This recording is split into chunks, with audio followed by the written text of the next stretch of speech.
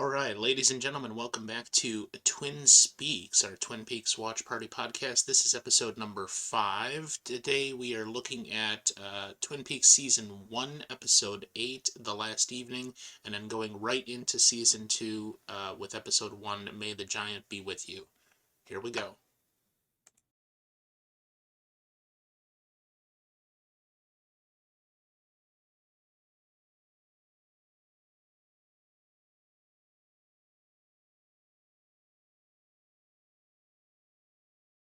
There we go. All right, sort of keep waiting there, folks. All right, there we go. That was episode 8, final episode of the first season. Obviously, you got the cliffhanger there. But yeah, take us away, Scotty. Do you want to talk about the cliffhanger first, or should we leave that to the end? I just want to say, what the fuck? What? Yeah. Wow, I mean, I gotta hand it to David Lynch. That was a fantastic season ender. Not only tying up a lot of the loose ends that should have been tied up at the end of the season, but then uh, almost perfectly leaving you wanting more. Yeah, You absolutely. have to come back for the second season now. So that was extremely well Totally. done. And as for the first time I watched it, and as we will do momentarily, we don't have to wait. But when it was obviously Right. originally aired, the viewers would have to have waited Right. up to almost a year on that cliffhanger. So Yeah. yeah, very well done. You mentioned there almost everything is tied up. If we Before we get into the episode, is looking at the whole season. Is there any loose ends that immediately come to mind that you feel haven't been addressed or you wish that had been? Or are you fairly satisfied with everything that's been presented so far? I don't think we still have a really good picture of what all Laura was involved in. Mm, Like, clearly they were trying to release bit by bit over the entire season that, one, she's not a good person necessarily. She's just, or maybe she is, but she's just involved in so many bad things. And the first of it is that it's potentially prostitution, and then the drugs, and then um, uh, the association and relationship with Jacoby, and then all of these other things that she was involved with, including the final revelation in this episode of the fact that Laura seemed to have um, a penchant for a type of sexual relationship with an abuser, because that's the thing that now I've even known people and have heard of this pretty extensively, that there's a subset of women and even men that like and get turned on by and sexually aroused by abuse. So I'm not kind of surprised that she's involved with this sort of thing, because mm, it seems to me that that kind of a lifestyle that Laura led would have eventually also led to dangerous sex, or games of that nature. So it mm, almost seems like they're leading you to believe that Laura was in the cabin by her own consent, that she was mm, getting involved with whatever was going on there as part of her own personal pursuit of those types of sexual encounters. Um, indeed. and then it just went bad because of either the dangerous people that she was involved with ended up being psychotic and taking it too far, which, they kind of removed Jacques from um, Mm, that elevated level. He's in it for this and that, but then he's out of the picture, and the person who actually murdered Laura, it turns out to be the psychopath. So mm, that's, but it almost seems to be at this point her own doing, placing herself into those situations mm, where it's just more and more dangerous for her. Um, So there's still yet to be seen in the second season what actually Laura was and how she acted and how that led to her death. But I could see it, going towards that, Yeah. from the beginning of the season where we started with she's just this, small town nice girl that everybody loved and all that, and no, she's almost the complete opposite of that. And Mm. the only way that she could be worse is she could be Ben Horn, you know, and Right. and be just a total scumbag. Uh, so I found that trend, and I mean that seems to be David Lynch's theme is things are never as they seem. It's almost the complete opposite Mm. of what you expect. Indeed. Uh, Absolutely. but yeah, that loose end. Also, um, the the loose end I would say of like in general, Leland's uh, continuing relationship with Ben and Mm. how exactly Leland is involved with this entire operation. Is it not at all, or does he have some connections? Does he not know what happened to Yeah. Laura, or does It's he know what happened to Laura, or yeah, it's not been explored too much. Obviously, at the start of the season, we see that Leland is Benjamin Horne's lawyer. Um, right, which in a small town like Twin Peaks would kind of suggest that Leland may even be the most successful lawyer in the whole of the town. Because obviously, if Ben's not going to spare any expense, he's going to get whatever the best money can buy.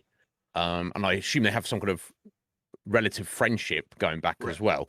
But of course, obviously, with the news of his daughter's death, he has a complete mental breakdown, and Ben doesn't seem to really care about him. He's like, "I'll get this idiot out of here." Why is he hanging around? right, Now, if you're asking how much was Leland aware of Ben's more illegal activities and his ownership, seemingly it's been revealed now, of One-Eyed Jacks. Who can say? Also, it seemed obviously it's certainly been hinted at that maybe Laura was even working there herself at some point.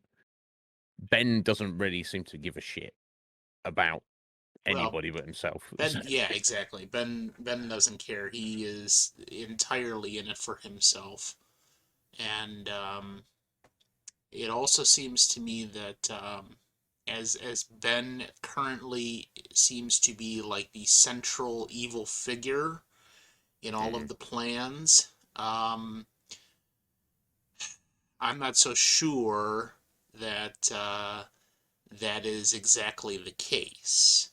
I'm mm, wondering if there's a more complex situation there with mm, maybe not him exactly at the top, but maybe a few people, or he's part mm, of a connection to something else. We still have not had the loose end to wrap up that whole part of this of the connection to the other murder that Cooper had been investigating at the beginning of the episode. mm. Um, Yeah, of course. Aside from its the details being the same as the murder of Laura. So I feel that Mm, there's more to the story that is to be revealed next season as to just how widespread this crime organization is and mm, the lengths to which those people are willing to go in order to get what they want. So, indeed. um, so let's talk now about the cassette because clearly James and Donna don't have any culpability here at this point. Hmm. They're simply trying to do some vigilante investigation, and they come across the evidence that could be the smoking gun with this missing cassette Hmm. that is then used by Cooper to determine the actual killer. They suspect it's Leo at this point, but it's not Leo. Yeah. No, you feel it's not. And That's that's yeah. only reinforced by the fact that Hank killed Leo, just as a matter Mm, of the criminal organization killing or cleaning up the evidence yeah. of the arson they're about to commit and who is involved and why and all that. Which incidentally, I thought that was interesting that uh, Hank works for Ben. That being Mm, revealed closer to the end. yeah. So clearly, this organization has widespread roots. It's got its fangs into everything in various people in various locations in various cities and uh, businesses involved, and it's almost like the good people that are not a part of this are just suffering at its mercy, Mm, while these relatively few evil people have everybody kind of hamstrung. mm, Um, so I see this cassette now in the hands of Cooper as like the vindicating portion for a lot of people, including James, who, yes, they found the drugs in his gas tank, but I mean, I think Cooper is smart enough to kind of see through that. yeah. There's no way. I don't think that. I think Bobby's plan of let me plan because we were last episode we were unsure, and you felt that it was more like to be some kind of explosive, which makes more sense because Yeah, he's not shut up about I want to kill yeah. James, goddamn James, let me get him. Clearly, Bobby is not the sharpest tool in the shed. So He's not, is he? He's like, let me try and put drugs on him, then give it an anonymous tip. yeah, And then obviously, Harry and Cooper, like, yeah, we know that this is a setup, yeah. even if they don't know it's Bobby. They're not stupid, are they? And I'd also like to comment that that did not appear to be a Ziploc bag. It appeared to be No. off-brand. In Mm. which case I would say, Bobby, what the fuck? Yeah, I mean, no, seriously, if you're gonna put a bag of drugs in a gas tank, you want to make sure that's Mm. you want to make sure it's perfectly sealed, and you can only use brand Right. name Ziploc for that. So that's another way that No. Bobby's a dumbass. But Yeah. Not sponsored, but yeah, yeah. No. Yeah. I mean, he really is. I do. And then just speak about Bobby for a minute when he's gone to look for Shelley. And then he tries bluffing Leo. yeah, So, oh no, Leo, I was actually looking for you. Whatever. yeah, Why did you come in asking yeah, for Shelley then? Leo's not stupid either, Bobby. right. My God. Leo, I brought you some cookies. Let's be buddies. Yeah, yeah. It ain't gonna work. Um, so, Oh. yeah, I see the cassette is vindicating James, Donna, Jacoby. Mm, Jacoby is innocent in all of this, as clearly he had this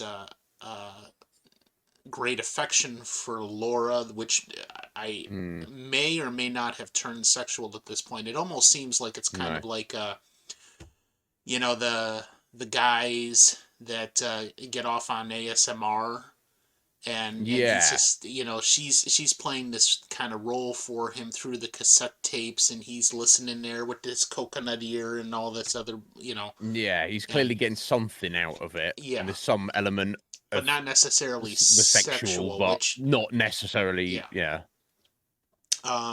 But it does vindicate him, and Mm, potentially, I mean, we knew this from the start, but Bobby, Cooper had already dismissed Bobby as a suspect, but it also mm, vindicates Bobby, I think, yeah. because none of the people that are referenced in that are um, involved currently as suspects, I would think. Mm, Um, she does make mention on the tape of this mysterious, dangerous man. I didn't get quite the phraseology she used, but yeah.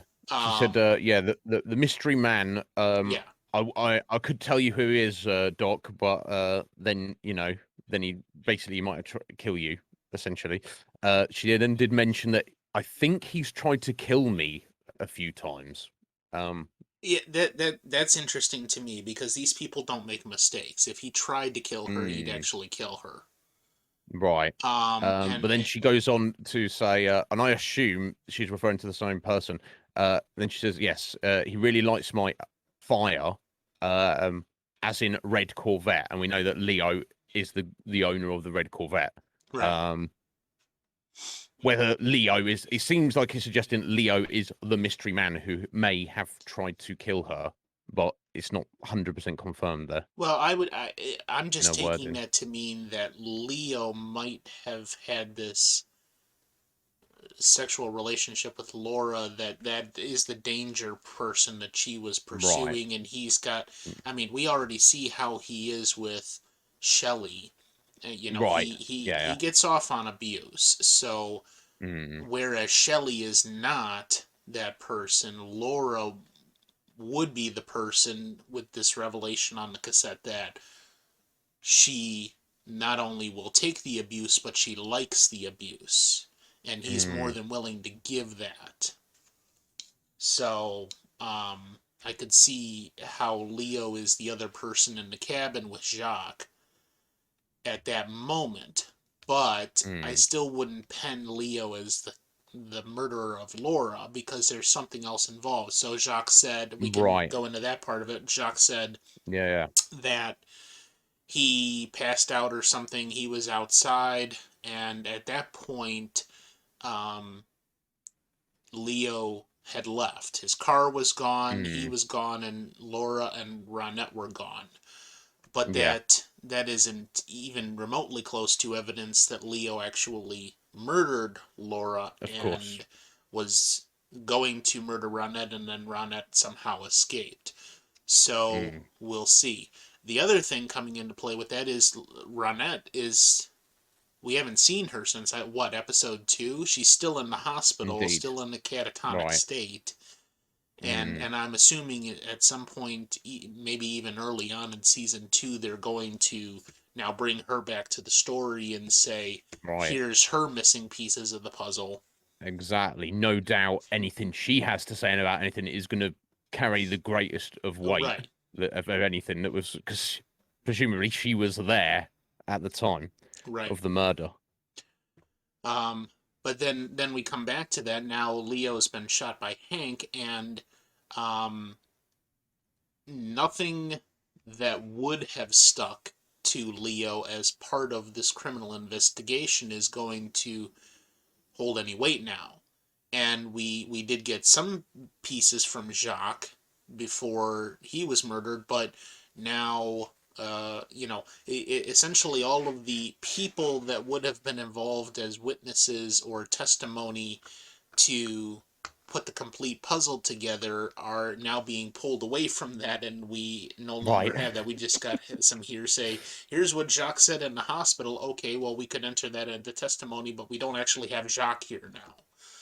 Mm, um so this seems to be making Cooper's job 10 times harder, and he may be mm, able to see the missing pieces of the puzzle and then fill them in and do whatever. But it seems to me that they're kind of like drawing this distinction, this thin line between, is he actually going to make it to the mm, final mystery and actually complete unraveling the entire thread.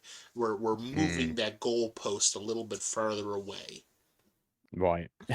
Uh, So, let's see. That's the cassette. We got. I found it interesting the emphasis that was given to Jacques talking to Cooper in the casino and saying "bite the bullet, Mm, baby." Um, yeah. that seemed to be um, that seemed to be a reference to something else. That, Mm, they're in this cabin, and this was a phrase that was said, and they they seem to be going that, like, that's going to be a piece of evidence for season 2 yeah. as to who the killer actually is. So Mm, I don't know if that phrase is going to be a bigger thing, but we'll see. Mm. Do do do. What else do we have here? Innocent. Okay, so let's we got Nadine with attempting to Mm. commit suicide. It seems to be solely because her curtain, her drape runner business Didn't got industry the has patent. folded, and she doesn't know what to do with herself. I I guess. Yeah. Yeah, she's very well. Firstly, I hope she's okay and that the ambulance gets her in time and they save her life. yeah. Um, because while she is batshit crazy, I don't want her to die. You know. No, Um, no, she seems redeemable. mm, She needs exactly, 100%. to get into some serious therapy, and not with Jacoby because he's the worst psychologist ever. Um, is he the only psychologist in Twin Peaks? That seems to be the problem with a lot of people. We need therapy, and there's no good therapy there. Right, yeah, I think that a decent therapist would go a long way Yeah. for helping the town in general. Yeah, definitely seems to be the case. But Um, obviously, yeah. So she seemed to. That seemed to be the reason she's so emotionally well, bipolar. Maybe she's like on top of the world because she's invented these new silent drape runners, and then right. oh, the patent doesn't get accepted, so now oh, time to kill myself.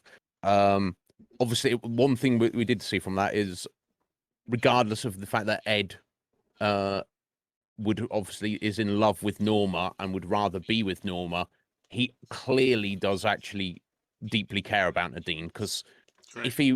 if he didn't, it would have been very easy for him to not phone that ambulance. You'd see what I'm saying? Right. If he just didn't actually care, if he's like Nadine's a pain in the ass, if she were to drop dead tomorrow, that would actually be a good thing. That's obviously not how he feels. He's a very caring individual. So Right. we'll have to see how that changes, his relationship with her going forward.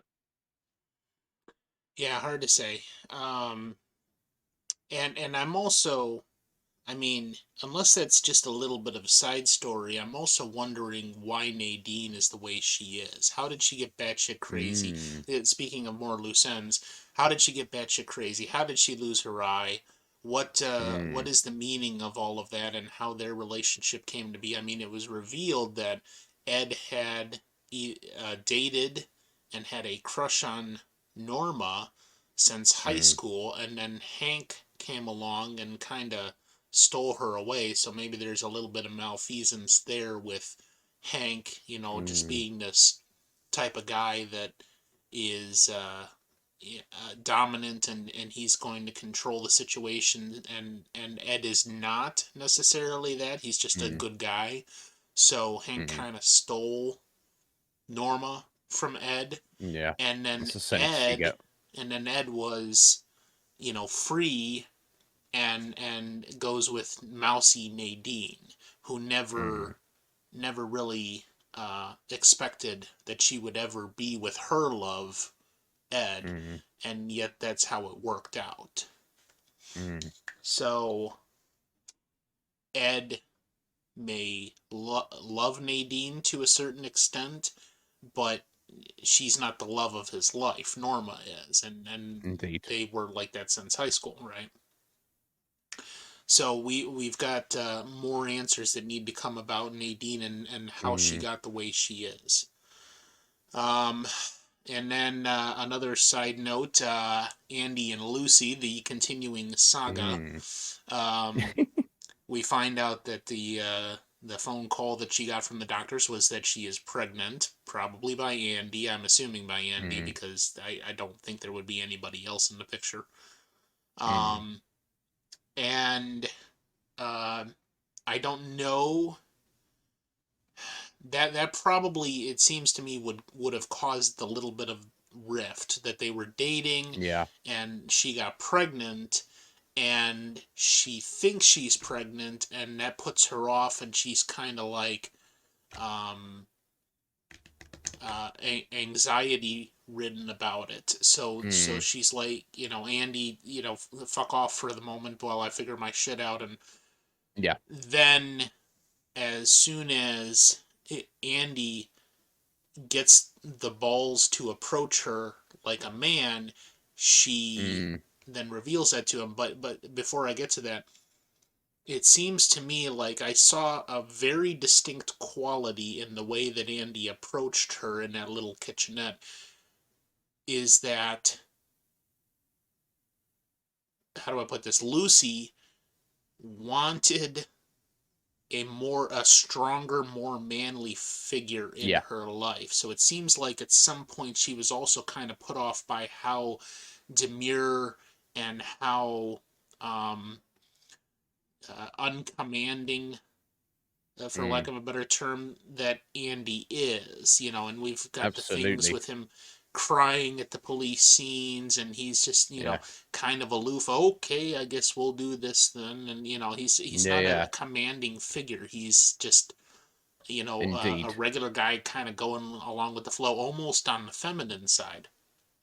Yeah. And And then until the evening, of course, when he shoots right, Jacques, saves Harry's life, and Ed and Hawk do a wonderful job of building the story. right, While she's in earshot, you can clearly see from her expression yeah, and her reaction that she's suitably impressed. She's like, "Oh wow, Andy, right, he's got hidden depth. He's got that strength I'm looking for." Then exactly, when he goes in and he doesn't even say anything, he just turns around right, and kisses her, and and she and clearly reciprocates. and she fully accepts that.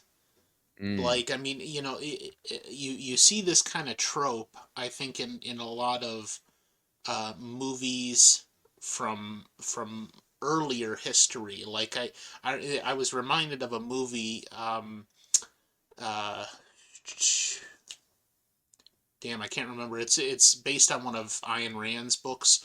But the basic concept is that the woman in the story wants a man that takes command, takes charge, mm, is going to, approach her in the manner, not that necessarily she's his property or anything like that, but he's dominating. He's going to just essentially take what he wants with her consent, of mm, course. But you know and you see a mm. little bit of that in Andy. He steps right up and Yeah, just kisses her, and she melts into the yeah, kiss, and she's accepting of that. And that's the Andy that she wants to see, because yeah. that's the personality attached to this man that she is going to be more fully attracted to.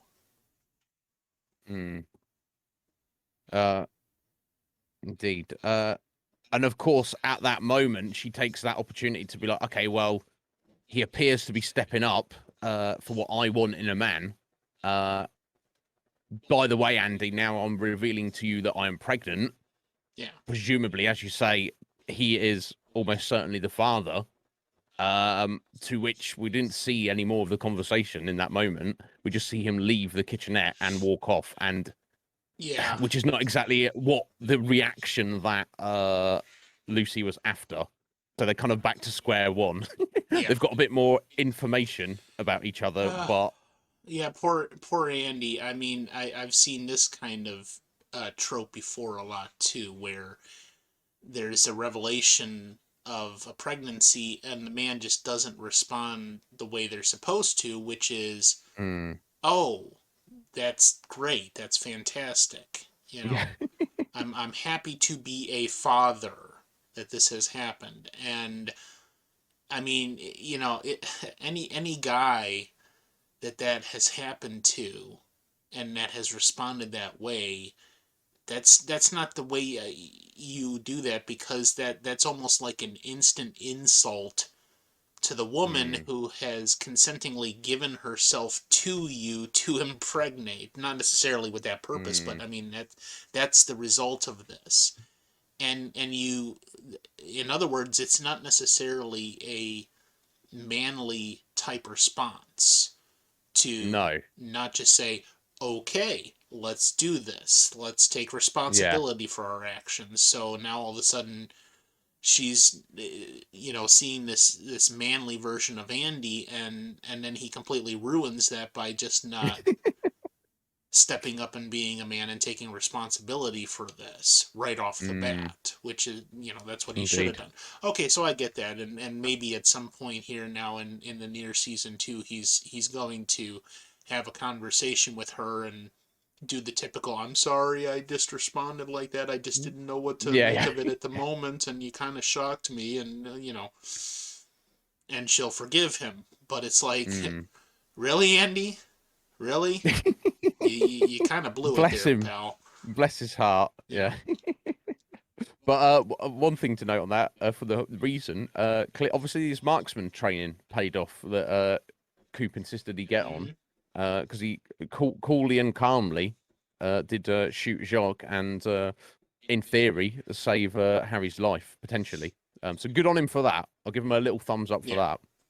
that. Um, kind of, I guess if we look at Jacques for a minute, kind of wild that when he's surrounded by police, they're arresting him for a crime that he knows although he's clearly a criminal and involved in all sorts of nefarious activities, the crime they're arresting him for, he knows that he didn't do.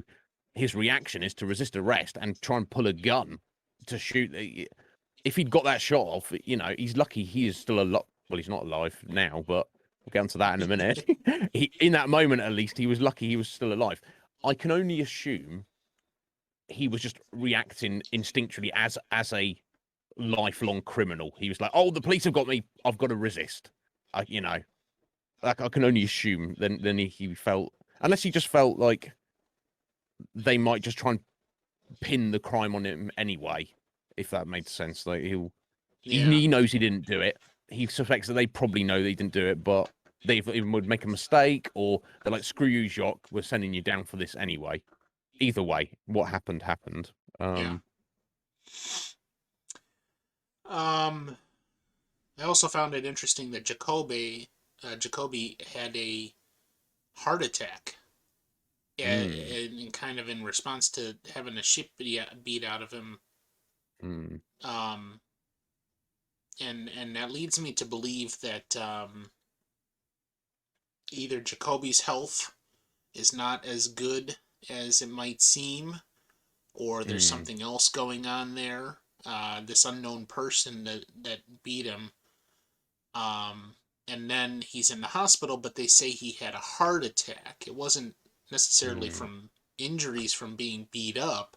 He had a heart attack. So Yeah, why that raises a question in my mind. Why are they going with that explanation for why Jacoby is in the yeah, hospital right now? yeah. And how does that fare for Jacoby's future? Um, Mm. I don't know, but that raised a question in my head. Yeah, I think it's probably why they chose to narratively say a heart attack rather than just he got beaten by a mysterious assailant. Um, I'm not sure, but in terms of heart attack, I think it's probably, like you say, he's probably not in the best health. Yeah, He's, let's assume, also he's kind of mentally and emotionally discombobulated by the fact that Laura has come back from the dead and is right there in front of him. He clearly had a reaction to seeing Maddie dressed as Laura. Um, and then we throw on the top of that, he gets attacked from behind suddenly, gets beaten, not severely, but enough that, obviously it would have hurt. And just, I guess, the shock of it, I guess those combination that kind of combined to, he set him off from a heart attack, apparently. Um, but interesting. Obviously, we don't know who that individual was who attacked him, why they were there, yeah, why they attacked him.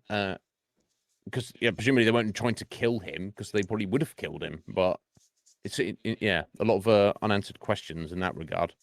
But yeah. however crazy and weird Jacoby is, again, I hope he doesn't. He's not. I hope he's going to recover. And, well, and I think at this point now, Jacoby is also going to play a key role in Mm, sort of becoming a good guy, being on the good side to give Cooper more information from mm, his perspective as to what happened to Laura.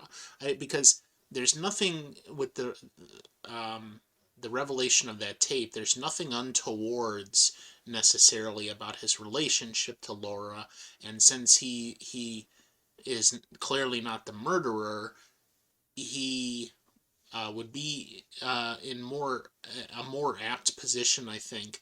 And the only thing that's at stake is maybe his professional credibility getting involved with a patient.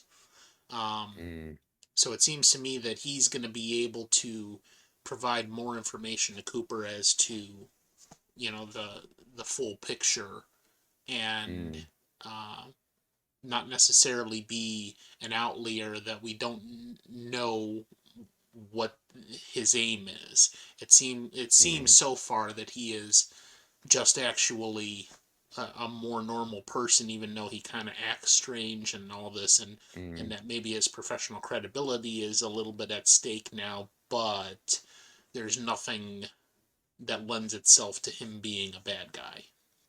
Yeah, Um, totally. so I'm assuming Um, he's going to survive his heart attack and recover, and then be a key part of season two, and the furtherance of Cooper's yeah. investigation. Um, Little bit to just to wrap up Jacques here. yeah. As we've mostly covered him. Assuming his statement to the sheriff is correct. He claimed that it was not the first time Laura and Ronette had been to the cabin. Apparently, it was Laura's idea to post ads in Fleshworld to find, Mm, presumably other opportunities for her individually or them as a group.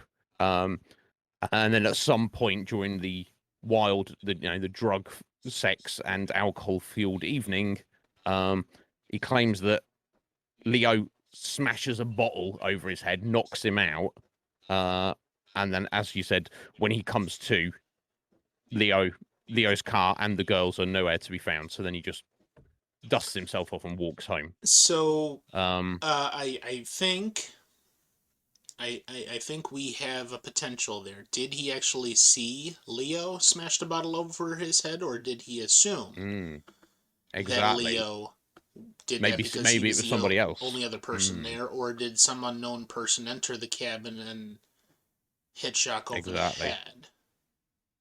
That maybe we Indeed. could assume that is the murderer, or at least involved with the murderer, since it is not Leo. Um, Mm, so that's what he assumes, and is Cooper going to be able to figure that out anytime soon? That part indeed. of Jacques' statement doesn't necessarily mean what we think it means. Yeah. Um, Unfortunately, though, we'll no longer be able to find out from the Yeah. jock directly, as he has now been murdered by Leland Palmer. Obviously, Leland got wind that somebody had been arrested for the Yeah, what murder the of fuck, Laura. Leland? It's pretty, part of it, I can only assume at least part of it, if not all of it, is down to his mental instability at the moment. Or maybe not. I don't know. I'm not a father. I can't imagine what it'd be like to have your, beautiful teenage daughter murdered brutally. Maybe I would want to kill the perpetrator. Maybe I would risk it even if I felt sane. Right. Um, but when he questioned Harry about it, Harry's like, I can't say anything at the minute. Nothing's confirmed. Just hang tight for a minute. Leland's like, I don't care. You've arrested who Right. you believe is the murderer. I am going to go kill him. Right. End of story. I don't care. And obviously, he had at least the mental capacity to, trigger the fire alarm so he could presumably kill Jacques and then get away with it. Or, Which he I wasn't. also He wasn't so. Yeah. Sorry. I also found interesting that he pulls the fire alarm, and the cops that are in the corridor and the few nursing staff all walk away and leave Mm. Jacques in the room to die in the fire. I mean, great hospital staff there, Uh, Right. Yeah. but I mean, I get it. He had to do something to try to remove, the people that would witness this or maybe intervene so he could Mm. murder Jacques in peace. But I thought that Yeah, was kind of interesting. yeah, they must have been. Yeah, exactly. That's what they came up with. But there must have been some kind of protocol if there's a fire alarm. you what you first thought of is a mistake or some kind of drill. So you'd think that maybe the police would stay there and the nurses would run off to find out what was going on. Or if they felt, it was a real fire, or a drill or whatever, it's like, okay, we have to evacuate the entire building. Therefore, we have to get Jacques Renault, regardless of, wheel him out on his bed. We've got to take him. We've got to go. Yeah, If there's no, a fire, not just, he was, hey, let's go, yeah. everybody. Don't worry about him. He'll be fine. Yeah, he was fat. He was a criminal, and he was kind of ugly. So we'll just he's fine. He's fine dying. So we're good. A bit of insight there from Veronica. Working in hospital would 100% happen because everyone would think someone else is handling it. Yeah. You'd be like, oh, well, that seems like an issue to me, but somebody else has got that, right? Of course, everybody thinks of that. Nobody's got it. It's fine. It's fine. It's just a malfunction. It's Yeah. Anyway, okay. So again, what the fuck, Leland? It's pretty extreme reaction. Again, I see two possibilities. He's just in so much anguish that he heard this news, determined, because you see him in the police station hospital, and he goes to the hospital, finds out Jacques is the suspect, and then murders him as part of maybe his retribution for Laura's murder. But the other possibility I see is that Leland is far more in the know about what is going on, and this just has not been revealed to the audience that Leland is in on this entire criminal organization, and he's cleaning up a loose end. So I could see it easily going that way. That this is not necessarily retribution for Laura's murder, but that he is simply killing a witness. Removing a loose end. Yeah. So, yeah, I'm not so sure about that. I'm kind of leaning towards the former at this point. That he's just office rocker and is trying to find his own vigilante form of justice by killing anybody that seems to be the murderer, and he's just kind of like jumping the gun from Truman telling him they have a suspect and saying, well, you know what, I trust enough your judgment that if this is your main suspect, I'm just going to go ahead and try to avenge my daughter's death myself and do it now. But indeed, I'm more apt to believe that there's far more below the surface of that than just a simple avenging of his daughter's death. Totally. Well, you've certainly got the right attitude, Scotty, for this series in terms of just take the evidence as it's presented and make no assumptions apart from assume that there's more going on than has been revealed. After seeing how David Lynch has laid this whole thing out thus far, Yeah. It just gets more interesting as we go along, that's what I'll say. Yeah. Right, so I think that's kind of tied up Jacques and anything else about Laura specifically. So the other main thread through this episode, of course, is Josie, Hank, Catherine, Pete, Leo, Ben, and the whole burning down or attempted arson, successful arson of the mill. Where do you want to start there? Well, to me, this is actually kind of simple. The only surprise I found in that is that Hank had this connection to Ben Horn, and he's working for Ben, and he calls him up and says, "Hey, we're gonna take Leo out. Time to take black flag him, flag the firebug, and we're gonna give him a house call." And then he goes and just shoots him point blank through the window. And that was a little, I didn't necessarily see that coming, but now that I see the bigger picture, I shouldn't be surprised that was the way that was going. And a little bit more on the side about Hank. Supposedly, if I understood that, and you kind of cleared it up for me, I didn't quite catch it at first, that Hank was essentially saying to Josie he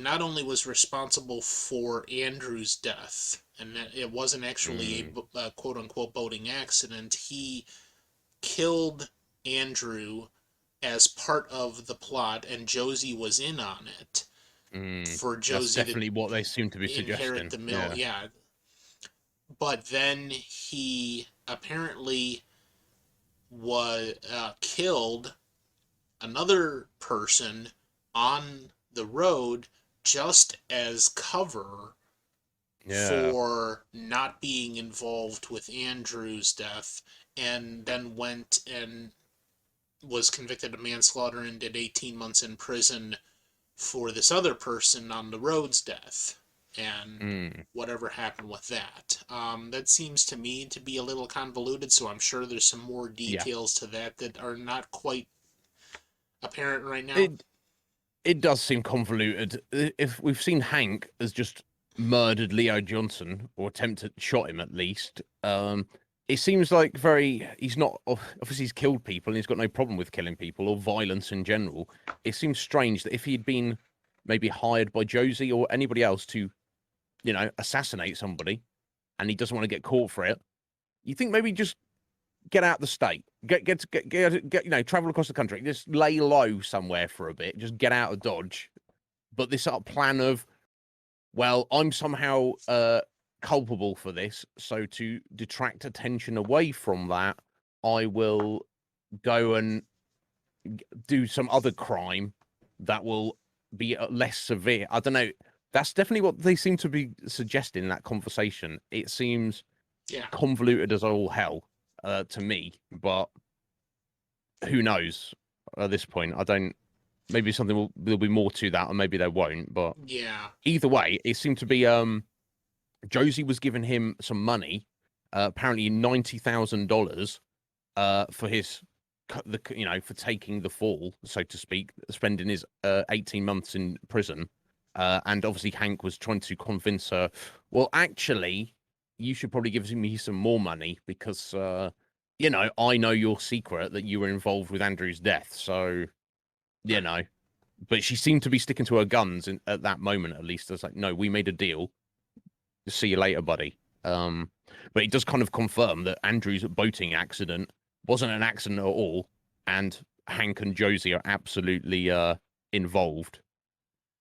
And also interesting, the character development on Josie from the beginning of the season. She Mm, was portrayed as an innocent, as um, kind of at the mercy of Catherine and her evil, when the complete opposite has occurred now by the end of the season, and Josie is fully involved with all of these things: the murder of her husband, the about to be arson at the mill, and the also potential murder of Catherine, um, and anything else that's related to that. And it mm, also seems like Catherine has now become the not the good person, but at least the victim in this, in that she's been running the mill, and yes, there's a second set of books because there's some corruption or whatever, payoffs, whatever going on here,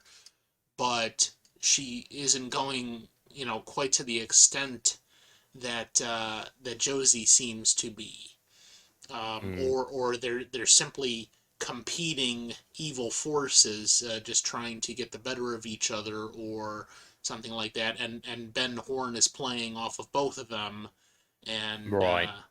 Catherine just gets the short end of the stick with this. It And seems I'm like it. also Pete seems to be the best person in that entire scenario. Is that Mm, he seems kind of aloof as to what is going on. He has this kind of friendship with Josie, um, and the only reason that has occurred is because of the way Catherine treats Pete and has treated Pete, and now he feels that they have made amends, which Catherine is just using him, and then he's going in the fire to make sure that his wife Catherine is safe or needs to be Mm. rescued or whatever. So Pete is the good-hearted individual in all of this, and he just seems to be kind of caught up Yeah. between this war between Josie and Catherine, and and then Ben Horn at the top of that, playing off of both sides and seeing who's going to make him the most money or power or whatever. Yeah. Absolutely. Um, so Hank working for um, working for Ben is also a part of this tangled web and had this deal with Josie to you know take the rap, and then in doing so protecting himself by committing this other crime and going to prison for that, so that he was never going to be suspected of Andrew's murder. Mm. And now he's attempting to blackmail Josie for more money so that he can get more out of Mm. the situation, and he's no longer really Josie's friend. Mm. um, so they're kind of equals in this regard Yeah. also. Which, I mean, that makes it even more tangled. Now you've got three evil forces kind of all competing with each Right. other, and yeah. So I think that came to a head when we saw, Leo, the quote unquote firebug, decided to Mm. murder his wife Shelley by putting her Yeah. in this fire, and Catherine ends up saving Shelley at the last moment. Yeah. And Lucky hatchet. Uh, yeah, yeah, and but that's fair. Let that go. now Catherine is going to get some more information through Shelley about the Yeah. the opposing forces that she is fighting against. Yeah. Because we didn't see the fate of Catherine and Shelley, but let's hope and maybe even assume Yeah, that I'm they're gonna both assume they okay and they made it got out of out. there. Yeah. And let's hope that Pete survives wandering in there as well. Um. Yep. Oh, and Uh. one more note on Hank. I found it interesting that he kissed Norma in the um, in the restaurant, and she allowed it. Yeah. Like, she She didn't did. really flinch or turn away at all or Mm. hesitate when it came to that Yeah. kiss. So what the fuck is Norma doing? You know? I think she's very, very conflicted. Um, obviously she's in love with Ed, but is encouraging Ed to essentially like run away with her, or at least let's you and me. Let's not worry about anything else. Yeah. Ed is like, no, I can't just leave Nadine.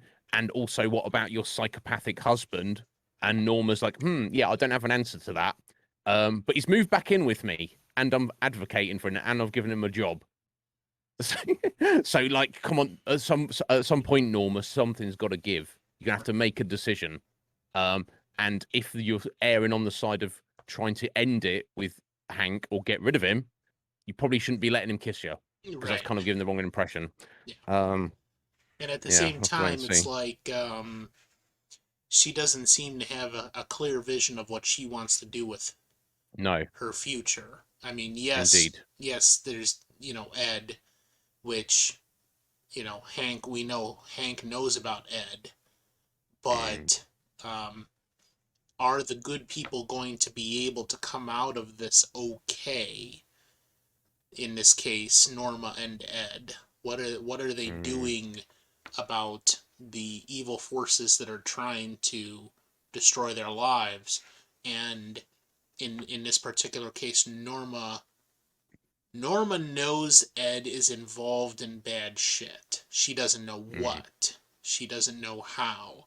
But she knows the type of person that he is, and she also seems to be allowing herself to kind of be confused or um, mind clouded over by what Hank is saying. She wants to believe that he has changed as an individual, and mm. even though she probably knows in her heart that he hasn't. You know, Mm. kind of that, you know, hoping for the best, but she's not preparing for the worst. Right, exactly. Um, looks like Ben signed the contracts for the Ghostwood estate with the Icelanders. Obviously he's very happy about that. And now in Um, celebration, he's about to commit incest. yeah. Well, we'll have to. There's not too much to say about that. Well, obviously we'll see the outcome of that, but Yeah, obviously, Audrey will be like, "Yo, Dad, hi, Dad," and then that will come to its conclusion. But right. obviously, presumably, she would prefer to him not have knowledge that she knows all about his, secret brothel casino. But how she's going to handle that, how he's going to react, we'll have to wait and see. Right. Um, so the only thing I've got left is the final scene with Cooper. I don't know if there's anything else you would needed to wrap up before you Um, before we move on to that, Sky. no, I think that covered everything else. Yeah. Audrey seems to be of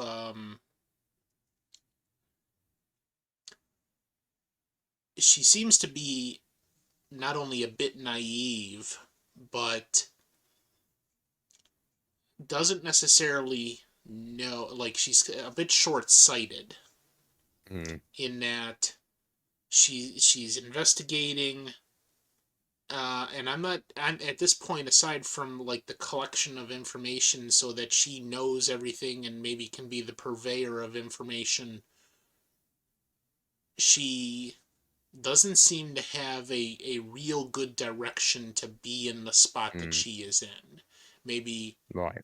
maybe she's trying to just find something interesting to do with her poor rich girl life, but Mm, she clearly has bit off more than she can chew, and now she's in a position where she may not be able to redeem herself.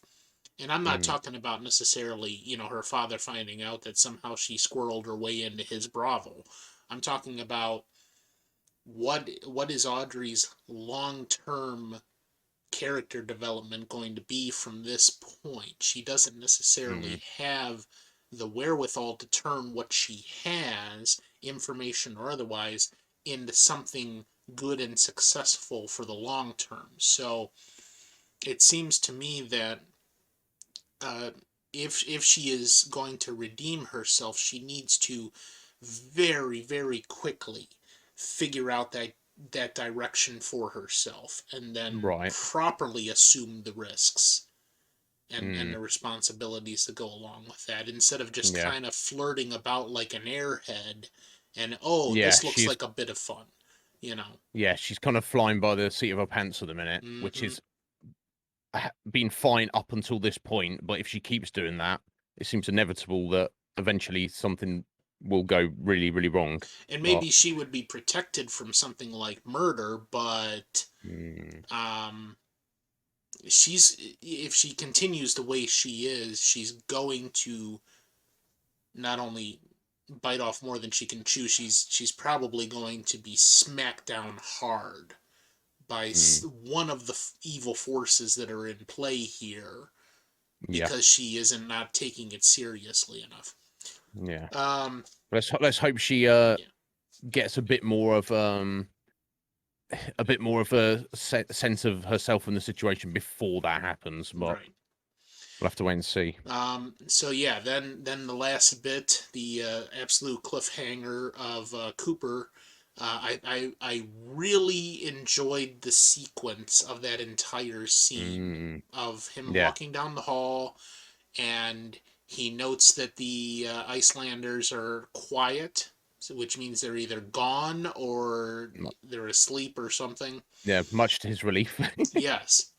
Um, which we know is because the contract has been signed and they're Mm, either all at the casino or they're, you know, there was a breaking point with the Icelanders, and he's mm, aware of the difference, but he doesn't know what it means yet.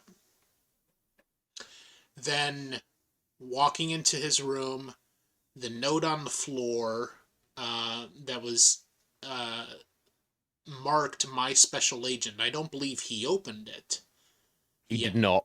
yeah, With the phrasing of that, it seems to me that's probably from Audrey. yes, I would She's agree. like, either she's got some bit of tidbit of information she's found for him, Yeah, or maybe she's revealing some of her plans.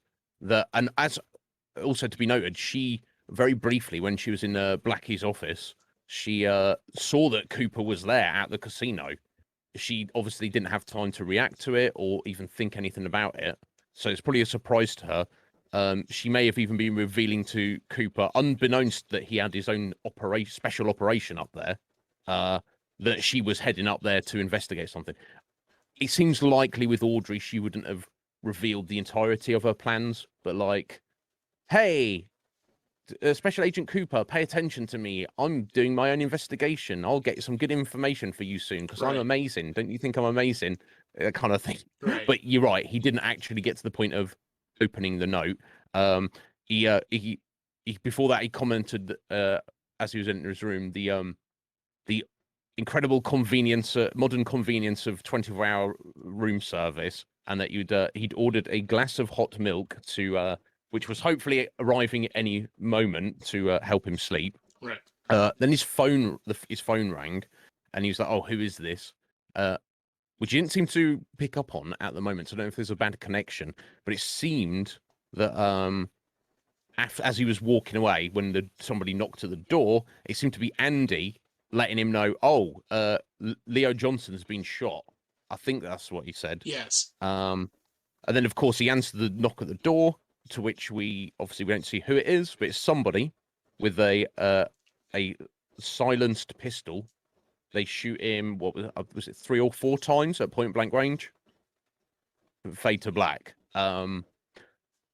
So we can only hope that Cooper is okay. I do, Yeah. but I mean, With the direction the series is going, I'm going to assume he makes a full recovery. let's hope so. Yeah, and Good uh, cliffhanger though. yeah, it's the cliff. But I mean, at this point in the '90s, they didn't kill off main characters when there was another season to be No, made. So no. so I'm assuming he's going to make a full recovery because not only does he Mm, have to continue the investigation, but there's also the severe possibility that he has made a much further connection on what all is mm, going on with just the bits of information that were revealed to the audience in that last 30 seconds. mm, The fact that Audrey presumably left that note and was at the casino doing her own investigation, or maybe somebody else left that note. We don't know.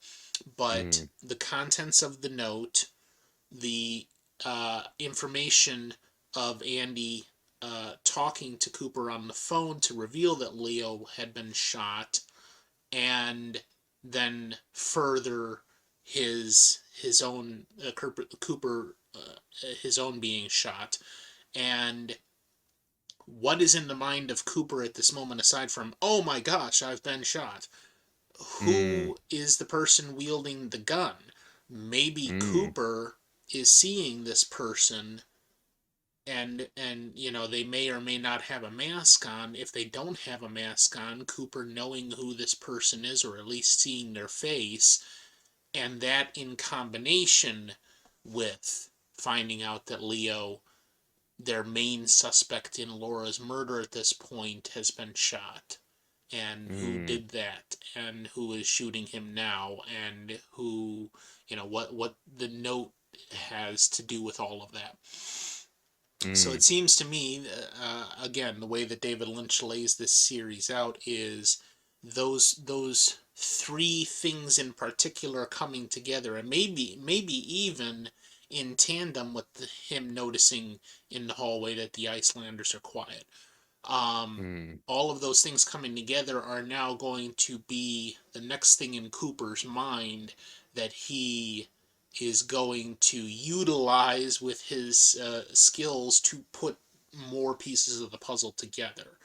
Yeah. I find that very interesting as far as how Cooper's mind works, and the fact Mm, that he'll come across something that might seem insignificant, and even in this case, obviously we know they're bigger pieces of the puzzle. The fact that Cooper's getting shot as part of like retaliation for his investigation, mm, but what is Cooper going to make of that, and how is he going to utilize that for his next steps?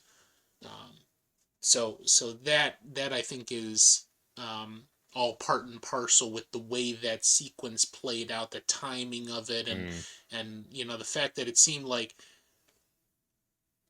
those four reveals were almost on top of each other.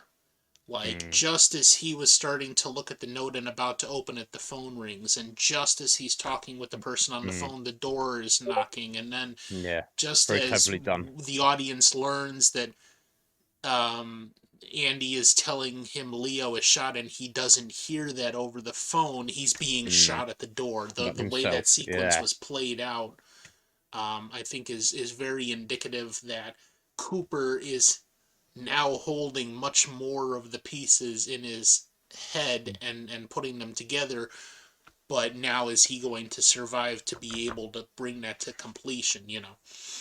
um, Indeed. so again, Indeed. kudos to David Lynch for that. The cinematography, the timing of that entire sequence was very, very well done. Yeah. Yeah. I'm glad you enjoyed it. Um. Yeah. Was there anything else you had, Scotty? I think that's No, I everything I think had for the that's it. episode. Excellent. Do you need a break? Does anybody else need a quick break? I don't myself. I'm ready to roll. Yeah, I'm good to go. Let me go. Let me pull this up.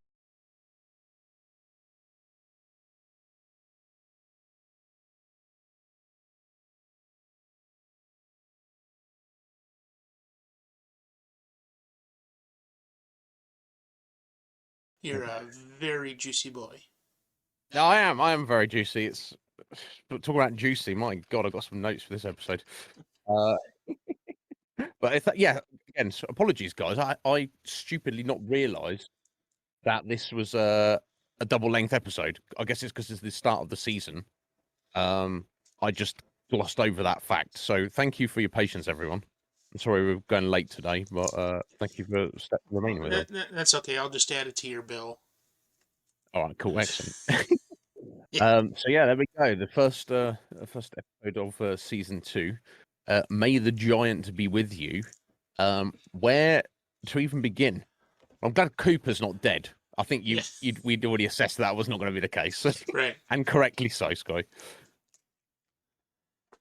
Uh, Yeah. right. So the giant. Yeah. Well, Obviously hold we've got on. at the start of Before the episode. before that, the service at this particular Oh my hotel God. leaves something much to be desired. I and I mentioned in the chat there my suspension of disbelief at Is a couple of stretched things. First of all, to its maximum. that the hotel would employ a guy like this Yeah. in his current Particularly, state. especially considering it's Benjamin's hotel. Someone who's ruthless and only cares about efficiency and results. You think that he would not Yeah. employ this individual, but Oh, maybe that's so some he so care. that potentially leads to the him not actually being an employee, but I think I think Mm, this was just like an intent to put in something comedic at this mm, moment, to give levity to the situation of Cooper being shot. And mm. great, okay, fine, you did that, but god damn, this guy needs to go into a nursing home or something, because he clearly is not the best bellhop. Um, No. and the obtuseness required to be standing there over a guy with blood on his tux shirt and going, "I hung the phone up for you. Thank you for the Yeah. gratuity," and completely missed that. It's like, what the flying fuck? So, Yeah, it's hard to know yeah, exactly what to make of that, but let's just take it as like you say, a weird anomaly there, meant to add a bit of comedy to the right. scene. Yeah, so that was interesting. But okay, so now we're on to this tall man. It didn't hit me Mm, until the tall man appeared a second time that there is a purposeful dichotomy between the little person that was shown near the mm, beginning of season one and now the tall person at the beginning of season two. And further, that at the end of that particular second scene, with the tall man speaking to Cooper, he turned into a ball or flash of light that then mm, seemed to enter Cooper. Okay, so mm, we could justly, I think, assume that Cooper's subconscious is putting all of this in front of him in a more matter of fact way. So he had this mm, specific dream with the little person and the red drapes and the music and the dancing and the cousin and all that good stuff. Now we've got this tall man who is supposedly like a third party, interested party that is revealing facts to him in a specific mm, timeline, and you heard him make note of that at the end that he was saying, um, "Don't try to solve everything all at once. Just solve this piece and that mm. piece because a path is Indeed. laid one stone at a time." And that was maybe Cooper's subconscious telling him, Mm, here's how you need to proceed with these facts from here on out.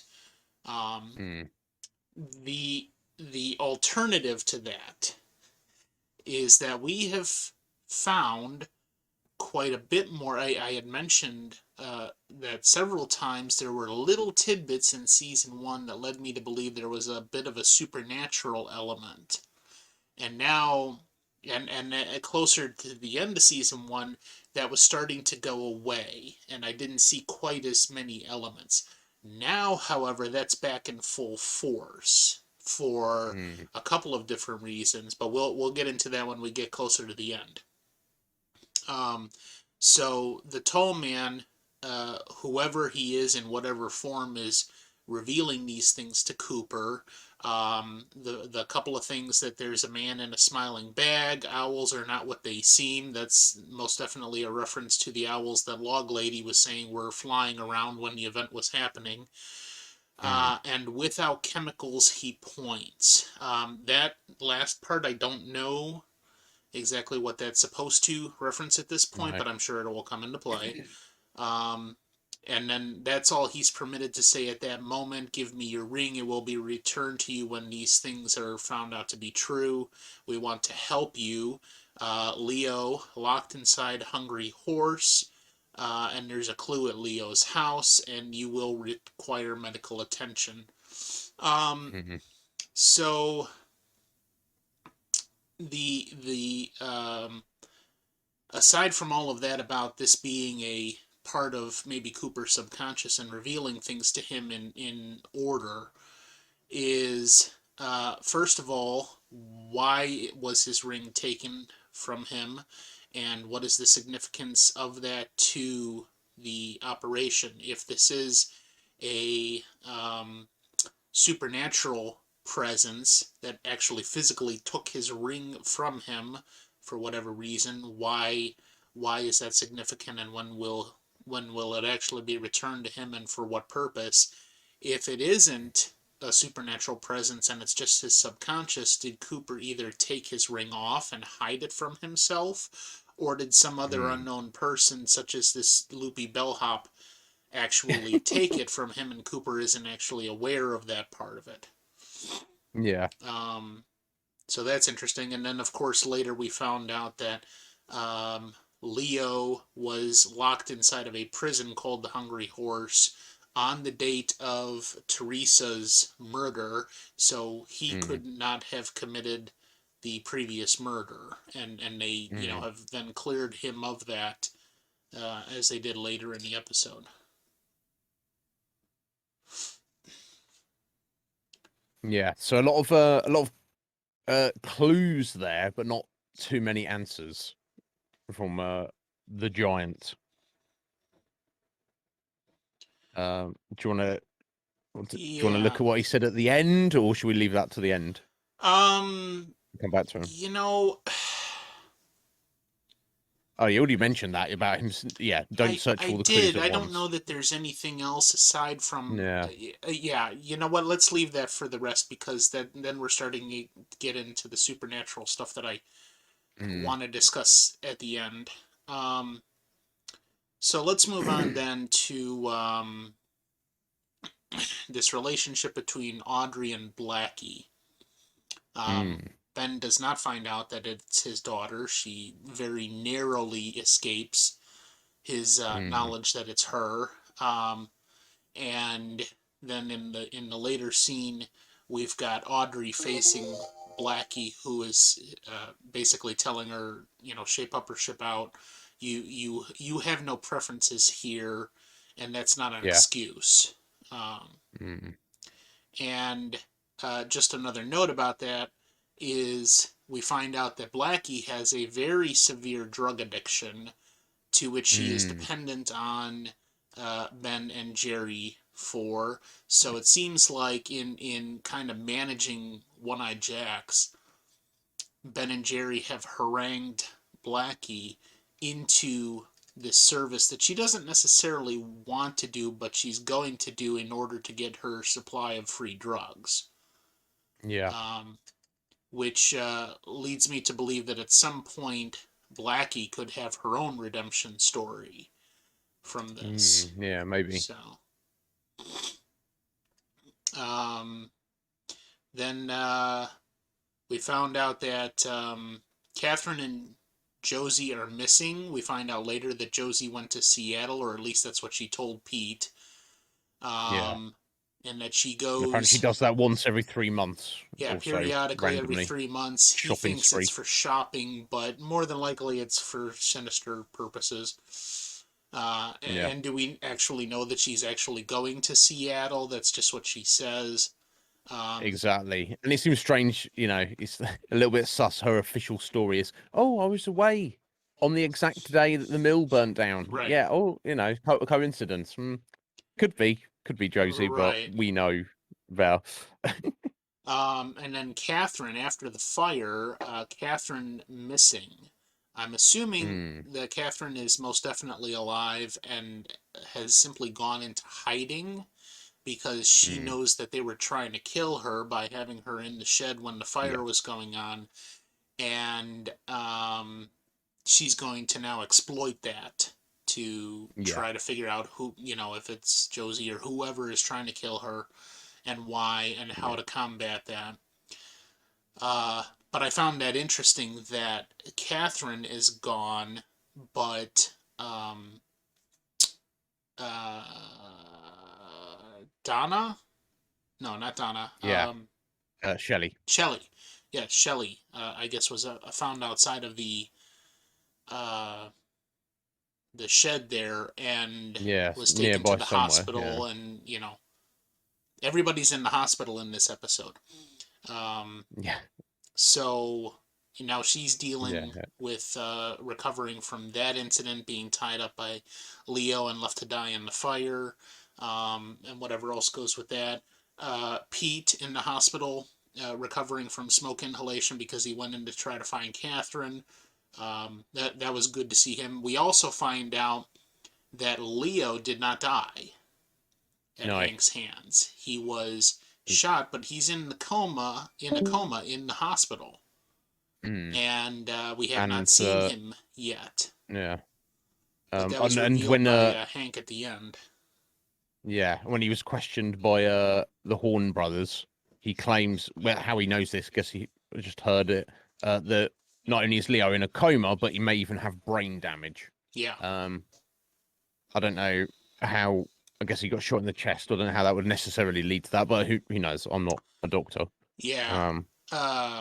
Hard to say, but I Yeah. find that Brief aside, I as we're find talking. Sorry, as we're talking about. Sorry. no, I find that a little bit interesting that that's the route that they chose to go with this. Okay, so you Mm. you essentially set it up so that Hank is shooting Leo square in the chest. And somehow he survives that, which now gives Leo the potential to have his own redemption story, because he now has a reason not to trust and not to work for this evil cabal anymore, that they've tried to kill him and get him out of the way. And maybe he expected that, or, you know, it's just part of that kind of life, but he's no longer going to be, you know, willing to do their No, bidding. of course not. No. You may be a criminal, but you're not going to work for people who've tried to kill you, right? Right. And most certainly, all of that might come to a head when he potentially recovers. They say he has potential brain damage, but with the way this story's going, I doubt that. And he'll probably make a full recovery by next episode or something, you know. And he'll get a shot again and be fine. Yeah. Yeah, sorry to interrupt you. The brief aside, because there's not really too much to say about this. We just do, as we were talking about the hospital and comas, Nadine is not dead, but she is in a coma, and obviously, and we do get a backstory about how she lost her eye. It's technically Ed's fault. Yeah, what the fuck, Ed? Yeah. So I guess that only adds into his guilt and responsibility he feels to her. It's even more so. It's another barrier thrown up to him for him to potentially leave Nadine in the future. So because of that, obviously he's even more inclined to, he's more committed to her than any other point in the series now so far. Right. And it seems like Norma is now, we saw her pass by, she's aware of that. So maybe in Norma's mind, she's like, well, there's no happy ending with Ed on the horizon anymore. So I guess I've got to somehow deal with Hank in one way or another. Yeah, at the very least, Ed's not in that. At the very least, that relationship is delayed, severely delayed. Yes, indeed. So, and then Jacoby still in the hospital recovering, but he gives them a little bit of information that when he was there, apparently also being a patient left to die in the fire, he smelled scorched oil smell, scorched engine oil. So it seems to me that what they're leading to with this is that at this point, I'm going to assume that the person who shot Cooper and killed Jacques and was also responsible for Laura's and Teresa's deaths is like perhaps some kind of mechanic, or well, we know who killed Jacques. We saw in the previous episode. Oh wait, no, Leland. Yeah, you're right. It wasn't. That was Leland. Yeah. But still, curious clue though. Yeah. Yeah, it seems to me like that's the direction they're going in with this scorched oil, engine oil smell is not related to anything else, and by process of elimination should have something to do with the killer. And Jacoby tells this to Cooper, so Cooper adds that to his file of information. Indeed. Also interesting on that front of Cooper getting more information is it seemed the one-armed guy came into the police station, and I didn't quite catch it. He had either an appointment with Truman or Cooper to sell shoes. Yeah. Curious. Philip Gerard's appearance in this episode. So he's told Lucy, I'm here to see Sheriff Truman. I don't have an appointment, but he told me to stop by any time at my convenience. To which Lucy says, okay, well, he's busy at the minute. Suggesting, well, if you hang around, we'll see what we can do. Why are you here? What do you want us? What's it regarding? To which Philip Gerard says, yes, I'm here to sell him some shoes. Kind of strange. He did mention it when they first met him. He was like, you commented, Scotty, that you felt he was a bit suspicious, to say the least. Yeah. But he was actually absolutely playing the if he is, he was absolutely playing the innocent routine very well, and then started to try to sell them shoes. But they eventually let him go, and then they said, if you come up with any information, come and see us, which he has, but Right. not necessarily because he's got any information. He's like trying to sell them some shoes, apparently. Curious, and that seemed to be the end of it. Curious to note, though, he seemed overly happy to be there. He seemed almost, I So wasn't going to say manic, but yeah. he didn't seem shifty. He seemed like, hey, I'm here to sell shoes. Right. Where's the sheriff? So It's a my bit weird. so the thought I have on that is, let's suppose for a moment that he is the Bob and Mm, his friend Mike is the murderer, and mm, this one-armed man, Philip Gerard, is um, off his rocker, and he is still maybe in some kind of pursuit to try to save his friend or his former friend or mm, something like that, and that maybe his whole purpose in the police department is to try to gather some information in his capacity as a non-suspect to take back to the murderer or something along those lines. I don't know, but it's still extremely suspicious, and that's only heightened by him mm. popping up at this random moment in the police station to talk to Truman and try to sell him his only left shoes or something, you know. Yeah. Now we didn't see what happened. The conclusion of that was No. because the day has now ended as we saw Cooper going to bed. So I can only assume he hung around for a bit, but didn't actually get to see the sheriff or anybody else. So he just Right. left. I can only assume it wasn't really actually resolved. I'm sure Lucy would have made a note of it and mentioned it to the Sheriff Truman at some point, but with everything that's going on, maybe that's like the least. She's like, oh, some one-armed guy turned up to sell you some shoes.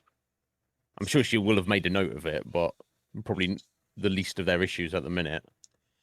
Well, and then immediately after that, I think, if I recall correctly, was this scene where Donna not dolls up, but she, like, puts on this real cool, smooth, sadistic appearance and Mm, personality, saunters into the police station smoking a cigarette just to go mm, talk to James. yeah, And nothing in particular was really revealed during no, that conversation. So what I don't understand is why Donna went to that length to do that, yeah, it's a bit.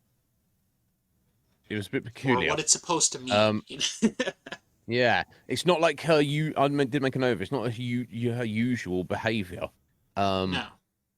and she'd got those sunglasses she was wearing were apparently Laura's, Yes. which she'd asked Maddie to get for her. And James was surprised. Oh, he's like, when did you start smoking?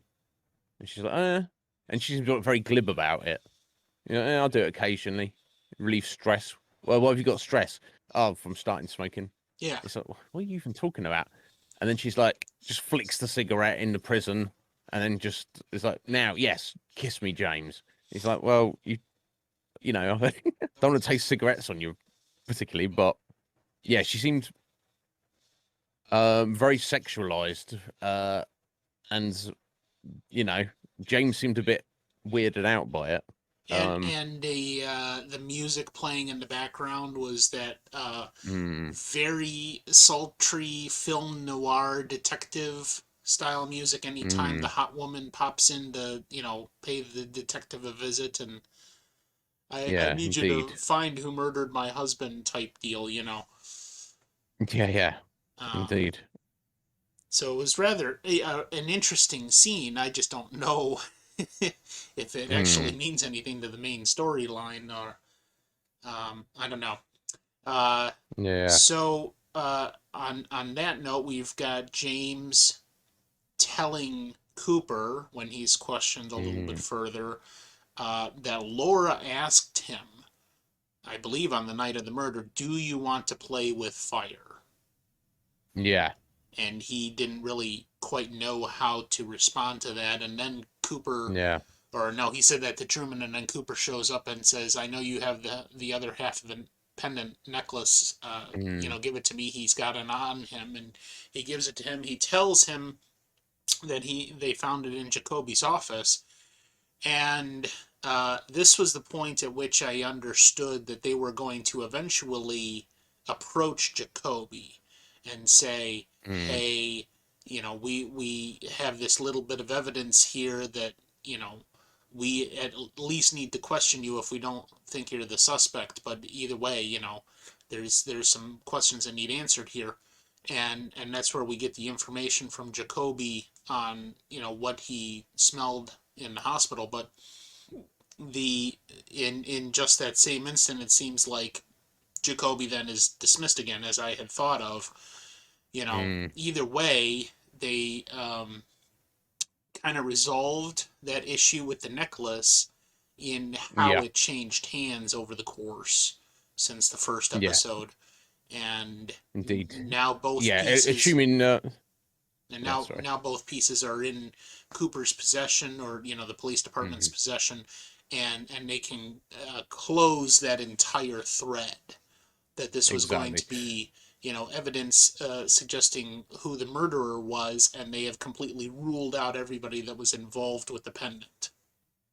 Yeah. Yeah. Assuming Jacoby's telling the truth, and I feel in that instant there, obviously he's not always been truthful about things, but in that instance there, I feel that he was telling the truth. So he confirmed that he, as you said, he was the one who took the pendant, and he was out there in the woods by accident. Essentially, he was following Leo. So I can, he wasn't tied in, but I assume based on what he'd heard from one of Laura's tapes, his weird obsession with Laura, he became aware of the red Corvette, found out it was Leo, and he's like, "Well, I'm gonna follow you, guy, and find out what you're about." Lost track of him, and then that's when he stumbled across James and Donna. And to his surprise, he's like, "Oh my god, it's Laura's pendant! I'm having that for myself because I'm weirdly obsessed with her." He did give some kind of clues, but this is just kind of his opinion.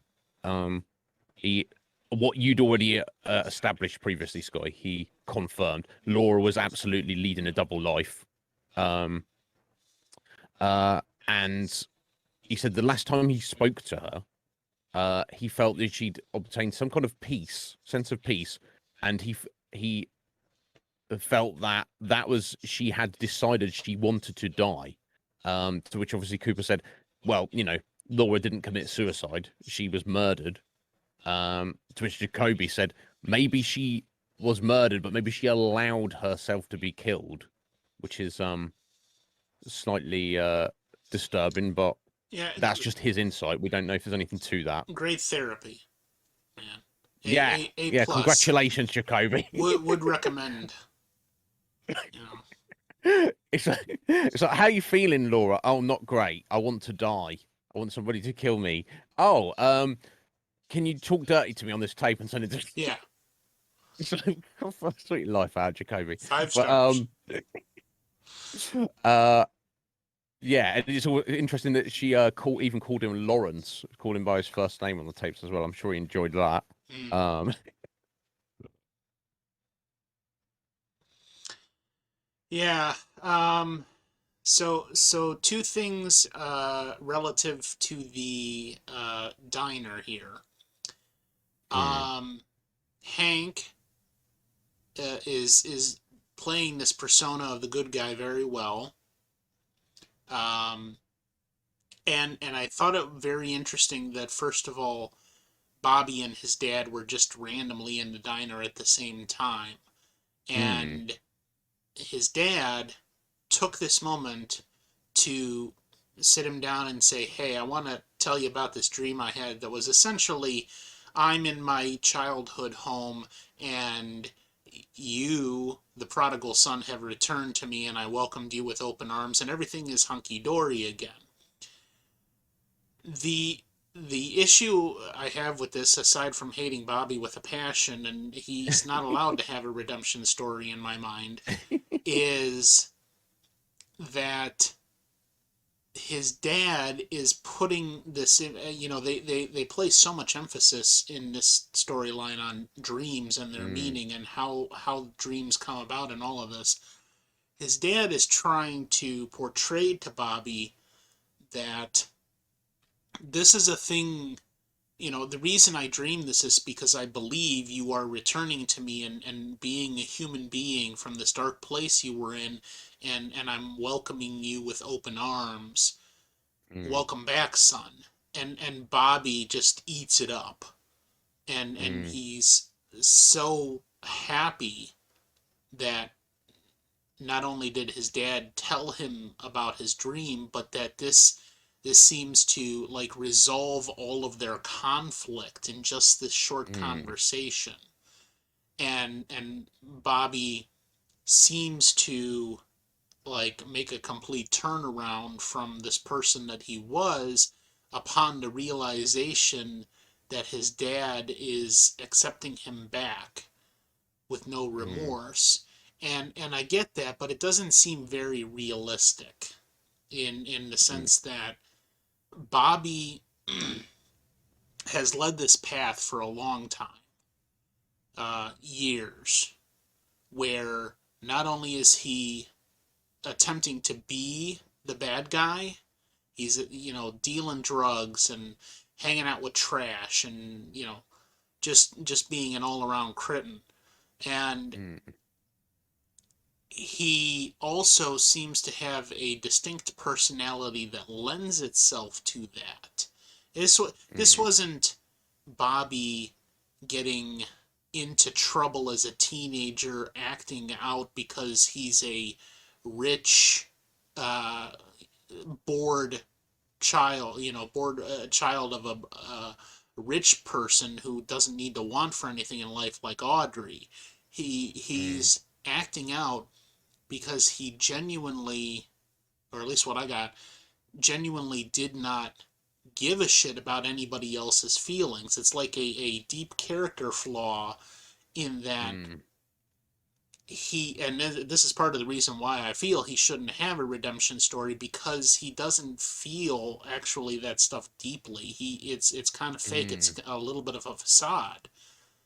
And Yeah. I don't think that he genuinely loves Donna, or he genuinely respects his father, or genuinely wants to lead a good and decent life. It's almost like And he's just playing the role. Yeah. and maybe even to a bigger degree fooling himself over what he is and Mm, what he does and what he wants. So I'm a little bit upset if that's the direction they go with a redemption story for Bobby, but more so it doesn't quite fit the way he is presented to me. mm, Like maybe he is going to have that, but then he's going to relapse and he's going to become the person who he has been all along again, or something along those lines. But um, the tears seemed a little bit disingenuous mm, to this revelation from his father, and as to who Bobby really is and how he would handle that. It mm. seems too soon necessarily for him to be reacting like that to his dad, because his dad tried to pass some of the same sentiments but in just different words at Laura's funeral, and he threw a fit like the Joker. Mm, He does not care ultimately. He says he does, but yeah. he doesn't. Um, and he lies to himself a lot, I think. Yeah. But We'll have to- Yeah. But he has been squarely placed on that path to redemption story now that he knows he put two and two together and figured out that Hank was the one that killed Leo or shot Leo. And Yeah. and he has this So up on Hank now.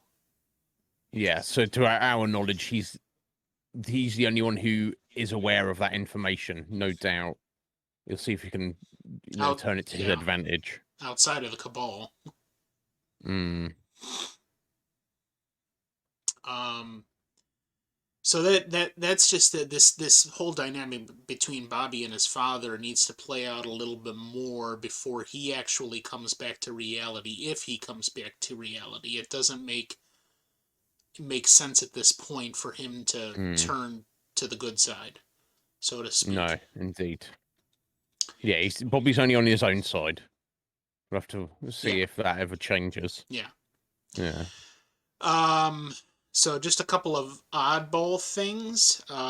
Truman taking Pete home from the hospital. Mm, And at that moment, they get a call.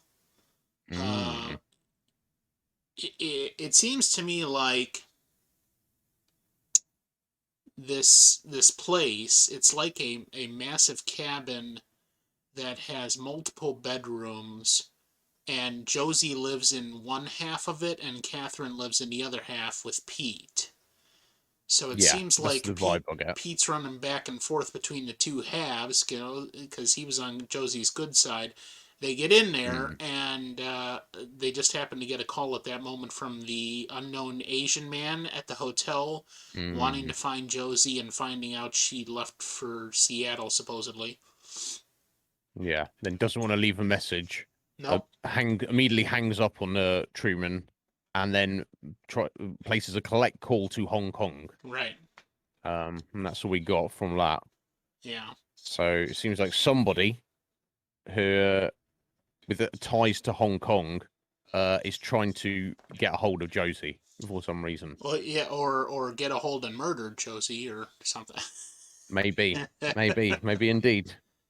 So, just a quick note about that. I would think that at some point we're going to find out there's far more going on with Josie's background. Mm, Maybe connections to the Chinese mob, or what do they call that? The triads. yeah. You know, something else going on. Maybe that was the plan all along, that Josie marries Andrew and then murders him and takes over the mill and the land, and they've got some kind of foothold there now, and something else is going on with that. Right. And So yeah, it may not have been premeditated by Josie as an individual. There may be mm, other forces at work she's working for or with. Yeah. right. All right. Um. So yeah, let's see what else we got here before we get to the coup de grace. Donna taking over Laura's route for Meals on Wheels Mm. so she can further investigate what the hell was going on with that, because she got a tip on that. Yeah, I missed where she said she got it from. They just got a note. Oh, yeah, I can't remember either. It says, never mind. So anyway, they got a tip, an anonymous tip. I thought they said it was from someone, but Oh, it's not someone that they felt it was weird enough to even mention. Um, but yeah, she's going to take over Laura's route on the Meals on Wheels to see if who she will bump into to get maybe more information about Laura in general. So we'll have to see what comes from that. yeah. Um, do, do, do. Leo not being dead. He's in a coma, possible brain Mm, damage. And also Jerry. Jerry, now we've mm, seen a couple of times, he's not quite the happy-go-lucky person that he presents 99% of the no. time. He definitely has a darker side that comes out occasionally, like when he was with Blackie, and Mm, um, Blackie makes the statement that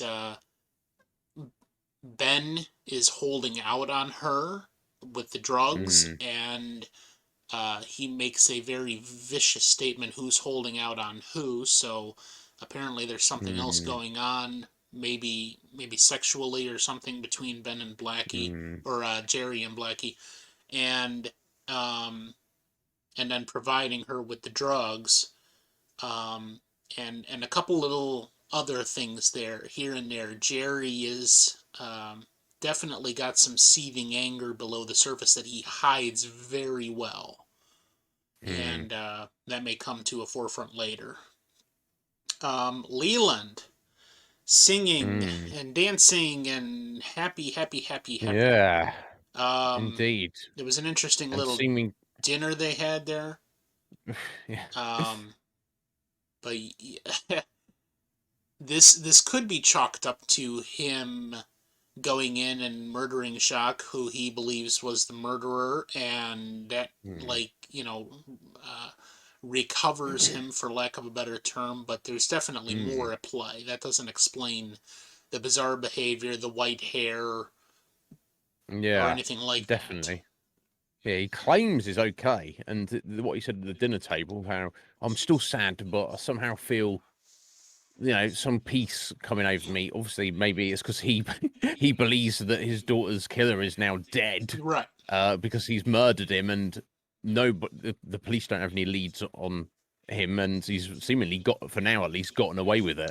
But yeah, with his hair turning white and his spontaneous singing and dancing, then his subsequent collapse. But no, he's like, okay, I'm fine. It's like, Yeah, let's sing another song. are you as fine as you're claiming to be, Leland? Because you really don't seem to be, buddy. Um, and let me make sure there's nothing else that I wanted to touch on here before we get to that part. But oh, Maddie. Mm, Maddie has worn glasses the entire episode, but she hates them, and at the table with Donna breaks them and says, "I'm no longer going to wear these." yeah. Is she going to be wearing contacts? She wasn't. She didn't Did really. you not? Yeah, you never needed them apparently. You just Yes. wearing them for looks, or what? What is going on there? Weird. Yeah, random, Oh, and random I thing had my to note mention. here. Log lady passed the note to Oh right, Donna yeah. to It's look Log Lady. into the Okay. Meals on Wheels. Yeah. Interesting. We Uh, also saw her. The other one I got from her, randomly chewing gum and then sticking it on the wall in the double R. yeah. I thought that was kind of gross. So come on, Log Lady, don't be like that. Kind of gross, but whatever. Um, She's a weirdo. Never mind. and Maddie getting a vision of a body shadow on the Yeah. floor, the carpet, after a dream, and she was telling. So we'll and then yeah, let me get to that in a second. I'm sorry. And then That's right. Andy, in his great police ineptitude, accidentally finding the hidden boots below the porch. Um, and apparently that's going to be something else going on. That's the clue at Leo's house that we needed to find. Mm, There's those boots are going to come into play with something else there. indeed. Okay, so now the what I'm calling the coup de grace of this episode, which is what appears to be, at least to me, the grand re-emergence of details supporting some kind of supernatural presence or Mm. influence. Well, before we move on to that, is it all right just say any random little bits and pieces Sure, I've got sure. here, just so before we get into it. So, what else do I have? Sorry, a second. Yeah, we covered the giant at the beginning. Yes. Albert, based on Coop's injuries, he claimed that the gunman would be somewhere between 5'6" and 5'10", and also right-handed. In case so it's not someone super short and it's not someone super tall. But there's not too much to go on, but might help to be some clue to identify the shooter. I found it curious that Benjamin didn't recognize Audrey's voice when he was talking to her, but she was kind of trying to disguise her voice slightly. Yeah. But still, I don't know. I think that maybe that's just testament to the fact of how terrible of a father Benjamin Horn is, that he just wouldn't Right. even recognize his daughter there. Yeah, and I get that she's got a mask on. I get that she's trying to disguise her voice, but I guess that's all it is. And you've also got to think maybe how many young women he's had encounters with at One-Eyed Jacks. He's probably incalculable at this Probably point, I would all of them. imagine. Yeah, exactly. So, I think we can put that to one side. Yeah, Maddie's vision, which I'm sure you're going to tie into what you're about to say. Oh yeah, a couple of other things. How many donuts did they need I swear there's about 200 donuts on that table, but whatever. Uh, how many people work at the sheriff's department? Like 10 at most. Well, and they Um, always have more sitting there. I mean, okay, I get that coffee and donuts, yes, but Lucy fucking laying them out like Tetris, and and there always being this enormous amount of donuts there. See, donuts have a fucking shelf life. yeah, They sitting out on a table, they last probably an hour at yeah. most before they start to get hard, and it's like, what are you doing with your dispensation here? Oh You no, need it's to insane. figure this out because, I mean, even if there are many people that work at the police department, it seems like a whole lot of fucking donuts go to waste. Mm, yeah, it seems like it, doesn't it? I don't know what's going on there. Unless it's the same donuts and Sure, they've just been there the entire time and nobody's taking any of them. no one actually ever eats them. It's the part of the furniture now. Yeah. Um, something that seemed a little curious, although whether it's anything to it, whether it's just random weirdness. The hospital food. A few people Hey, mentioned, yeah, oh, that's terrible here. I'm gonna get to that. Oh, okay, I'm gonna fair get to enough. We'll that. leave that. Anything Excellent. else? Yeah, we just got the confirmation about with obviously Teresa Banks as murder. They ruled out Leo, and then they just reiterated the letters they'd found while they filled their time. It was a T for Teresa under the same finger as Laura, which was an R. So obviously I'm sure the letters T and R have some significance to the killer, but obviously doesn't mean anything to us at the moment. Um, Audrey is absolutely, as you said previously before the start of this episode, she now recognizes she's in way above her head. She's actually literally trapped at One Eye Jack's now. They have her essentially locked up there. Right. And then to the point where she's doesn't know what to do. She's literally praying that Cooper comes to save her. So let's hope she gets some help with that at some point, or nothing too terrible happens to her. Cooper's seemingly forgotten all about Audrey's note with all the events of of getting shot and the events of the rest of the day. Seems to be under his bed. I'm sure he'll stumble across it at some point. So there, that's everything, Scotty. Okay. Yes. So take us away. So on this potential supernatural presence here. First of all, we got the fucking old room service guy who is beyond the pale. And I could easily just chalk that up to the comedy aspect of it, but it's so bizarre how it is scripted there that it lends me to believe that Cooper, maybe in half a dream state, wasn't actually dealing with this guy and he was just kind of dreaming it or hallucinating or something like Right. that. Maybe it is a real guy and it was just that off the wall, but there's definitely something peculiar about that kind of didn't sit right.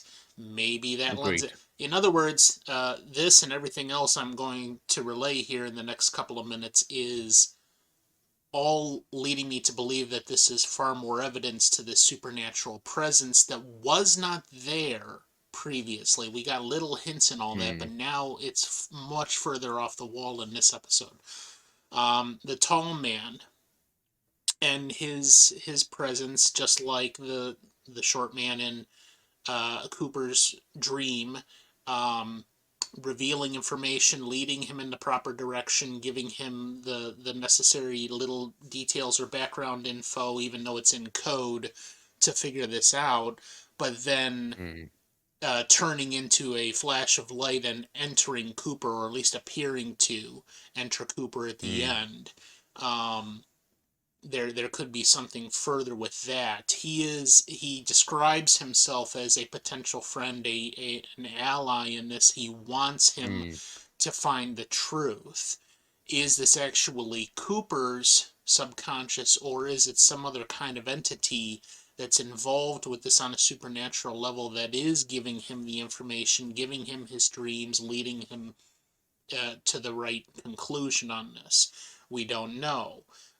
Maddie, with this having a dream of, I think she said Laura on that spot on the carpet, and then as soon Mm, as the mom gets up and walks out of the room, she has this vision of a dark body shaped spot on the carpet, and it freaks her mm, the fuck out, and she yeah. doesn't know what to make of it. Leland, with this complete change in personality overnight, which could be attributed to him murdering Laura's potential killer, but then you add in the hair change, which typically Mm, the only time you hear about a thing like that with somebody's hair going shock white or something like that is they encounter some kind of um, extreme life altering event mm, or a supernatural presence or something like that. And he says, well, I just woke up this way. He doesn't appear to yeah. have any recollection as to what happened after him murdering Jacques and No. and this next morning where he has completely turned into a different person and his hair has followed suit. Um, that in itself does not sit quite right. Maddie sitting there breaking her glasses, all of a sudden she can miraculously see without her glasses, doesn't have any problems Mm, whatsoever, and just randomly decides, I don't want these anymore. Um, mm, and this following her vision. What exactly is going on with that? Um, and then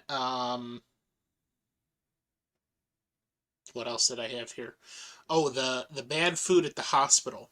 There was two that really caught my attention. There was two. The first mm, time there was two distinct references. The first reference I had noted, but I didn't quite get. But the second time mm. it really piqued my interest. The first time they were talking about whether or not I think it was Jacoby or Pete or one of those barely touching his food, and then they showed the tray that was just random divisions of It didn't even. green slop or Yeah. It didn't even look like food to no, me. I don't. I know no, we all. It's like a cultural joke that hospital food is terrible, but this was yeah, taking no, it to the extreme. yeah, it literally looked like different colored piles of slop, and Mm, and I noted that, and I'm like, okay, that's a little bit odd. Then the second reference started with a doctor, walking out of a room, approaching the nurse's station, and says to the nurse, "I'm serious. You tell the kitchen they got to do something about that food." And then it goes and mm, pans into the food tray sitting there in front of Pete, and he goes and takes off his oxygen supply to smell the food, and it's rancid or something. mm, Um, yeah.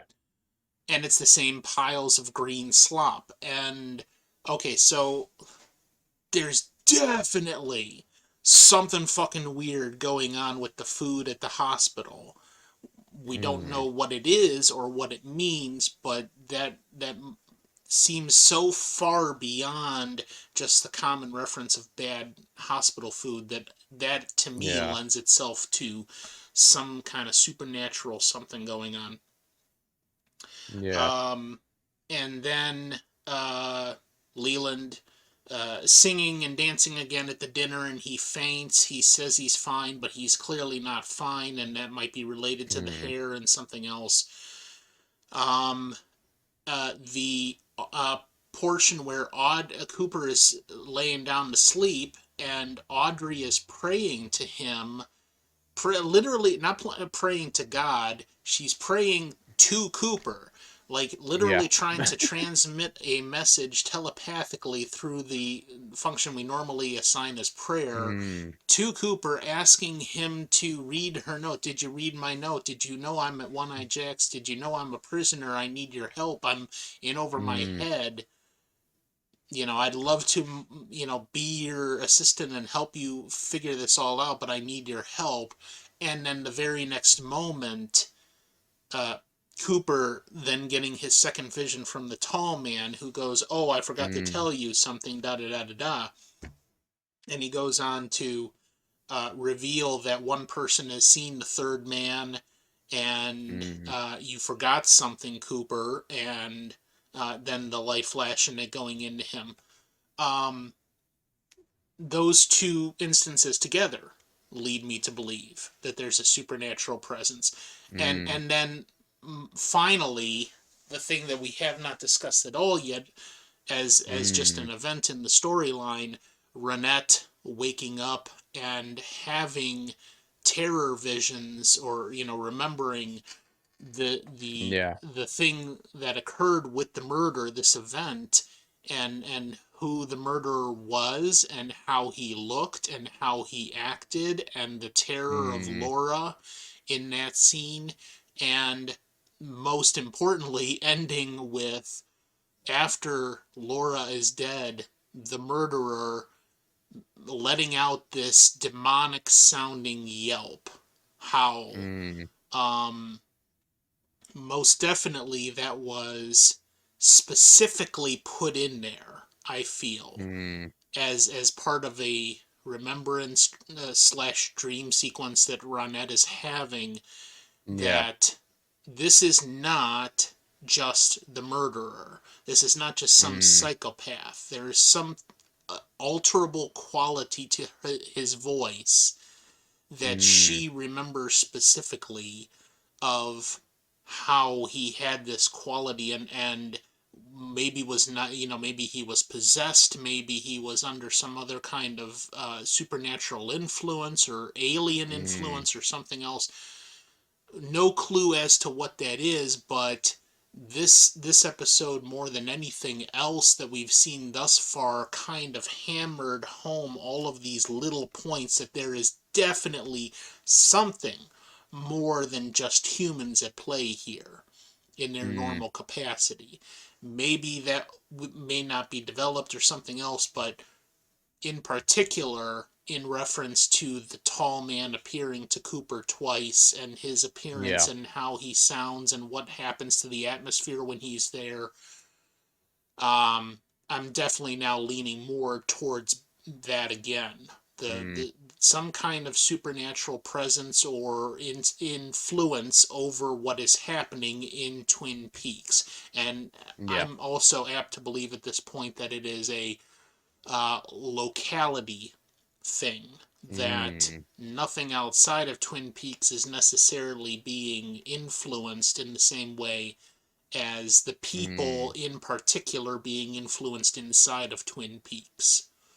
That mm, this might be local just to this area, and the only reason that Cooper came here in the first place, as a furtherance to the investigation that was started with Teresa Banks's murder, was, because the murder fit the MO, and they came to investigate it, found out it is connected, and that just seemed to be kind of like spillover from whatever is happening in Twin Peaks. yeah. That's very reasonable reasoning there, Scotty. I have And to I'm just like, see what the how this fuck are we progressed. doing in Twin Peaks? Let's all get the hell out of here, Yeah, yeah, right. Right, you'd think so. You'd think so. Yeah, it'd be very strange with everything we've been shown if there wasn't some, for want of a better word, supernatural element going on here. Um, Well, David Lynch is notorious at this point for the slowest reveals of all time. We will find out, but it's not going to be for several years, probably. You know. yeah, probably. You'll see. Um, yeah. So, yeah. What were the main? I guess aside from any of the the very brief and disturbing imagery we got at the end there with Ronette's recollection. I assume this is essentially because we saw her earlier in the episode kind of stirring a little bit, like she Mm-hmm. was might have been about to wake up. I assume that this is her coming to full consciousness since Yep. she was. first admitted to hospital. So obviously she's like, "Oh, where am I?" And then obviously the rush of memories coming back to her, which obviously causes her to, scream and not be very happy. At least in her memory, the person who is responsible, the killer, is the man with the long grey hair. Yeah. The man who Sarah saw in her vision. The man who we saw in Cooper's dream, who his one-armed friend Mike referred to as Bob. And we also have a reference to Laura saying to James, by his own testimony, little boy, do you want to play with fire? Do you want to play with Bob? Obviously James was like, I don't know what you're talking about, love. I'll see you later. So there definitely seems to be something to this. Now we obviously don't know who Bob is, how he fits into anything. But everything seems to be pointing towards he is Laura's killer, and Laura was aware of his existence before she was killed by him. I'll have to wait and see though. I think that I don't know if there's anything else. I think we covered it all. Sky, I don't No, know. that's it. But yeah, just a side quick note about David Lynch's progression of the whole story. As I said for season 1, episode 8, I thought it was very well done, particularly the last sequence with Cooper being shot. Same thing with this episode. This is what I would expect from a season premiere. Not only the longer episode, but the way in which a lot of the things that were remaining from season 1 were also tied up, even though obviously there's still more mystery and still new things and all that. But the revelations and the trumped up nature of how the storyline is continuing to progress with this, and we've got new things to worry about for this season. So yeah, definitely kudos to David Lynch for the way this entire storyline has progressed thus far. Yeah. So I'm glad you're enjoying it. So I guess same time next week. Yep. Excellent, superb. We'll do the next 2 episodes. I promise they will be of a standard length, so I won't go over this late. Yeah, I'm excited to see what's gonna happen. Hopefully, nothing bad happens to Audrey. Hopefully, Cooper finds her note. And I guess I'm mostly intrigued to hopefully they can get some kind of testimony or statement from Ronette when she's filling up. Be very interested to hear that. So yeah, thank you very much, Scotty. Thank you, Urchins, for being here to the end. Thank you to Veronica and Atheline for being here earlier, and we will reconvene next week, same time, for the next 2 episodes. I look forward to it. Same peak time, same peak channel. Right. Exactly. All right. Take care, guys. I'll see you soon.